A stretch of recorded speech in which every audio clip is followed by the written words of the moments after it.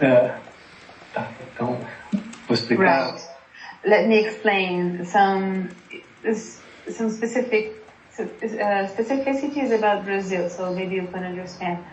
Maybe it's not just exactly like you're saying. In ICMBio, we are a public federal organization. The law that rules servers being transferred is a law called Law 8,122 of 2012. It is a law that rules that regulates the transfers of any federal server in Brazil. ICMBio servers are not like the army or the police, where they can be removed or deployed to any regions of the country according to a demand. It's not like that. According to this law, ICMBio servers are linked to a specific organizational structure of the ICMBio, which are the UCs. So when they are authorized to move to a UC,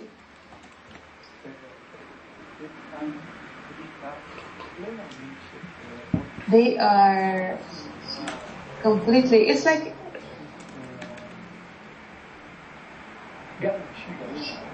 as if it were insured to them the right that the state would acknowledge and recognize that the place where they are being deployed is a place where the servers are needed, and then they will develop, they carry on their lives. They will buy a house, they will raise their family, their kids, and it's not easy today to tell a server, look, I'm going to remove you from here to there, because the law ensures that they have the right to be where they are, because when they were when they were appointed to that position, it is a public process where the Brazilian state declares, recognizes that where they are is because that's where they're necessary. So you cannot move them about too easily unless they are willing to do so. What happens often is people try to do it, and the server says, no, I don't want to move anywhere else. And they will file a lawsuit, and they will ensure that they will remain in their position, because when they were hired for that place. But if that place is extinct, that position is extinct, especially the place, if the UC is extinct, the government can say, well, I'm going to remove you to the closest possible UC next to this one, so as not to create chaos in this person's life and maintain their structure. But they are insured to their position, because they were moved there with their rights insured, that they would stay in that place. So we can maybe balance this problem. We can't just solve this problem by saying, well, people are needed here and they're not needed there, so let's move them from here to there. We cannot do that. We have to encourage people to go to those places that are more difficult. We have to encourage internal contests for the places where people are more necessary, so that in the mid-run, we can make the curve more homogeneous, the distribution more homogeneous. So there is this specificity. I see. Okay. Great. That's very helpful. So then I wanted to ask you, so you mentioned that in this new version of the indicator system, you've settled on a relatively simple framework, just a few kind of key variables. I know you said that you can't talk in too much detail about the policy, but I'm curious if you can tell me which variables exactly you think are some of the most important. You said size, and you said the amount of local population. Can you talk about some of the other very important ones?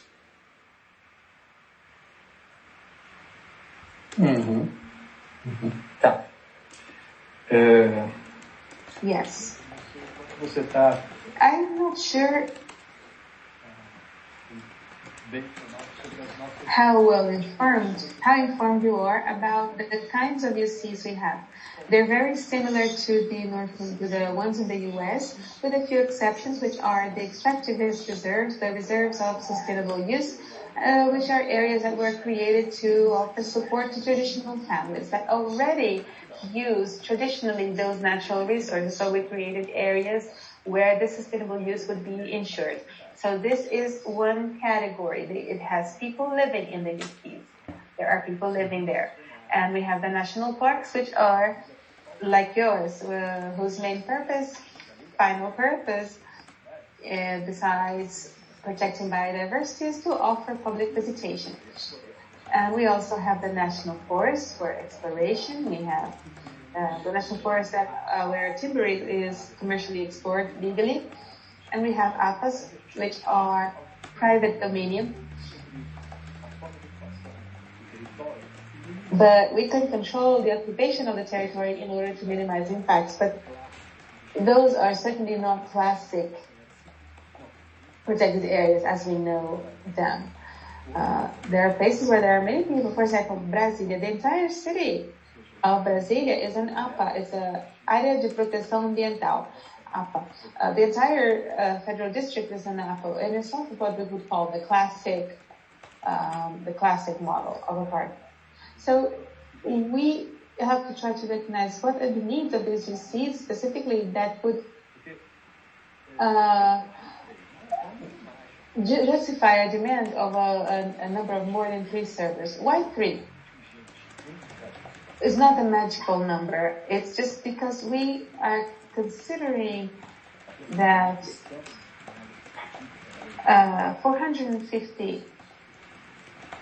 We have 1,450 workers, and 850 work today in the UCs. The rest of our staff work in the administrative positions.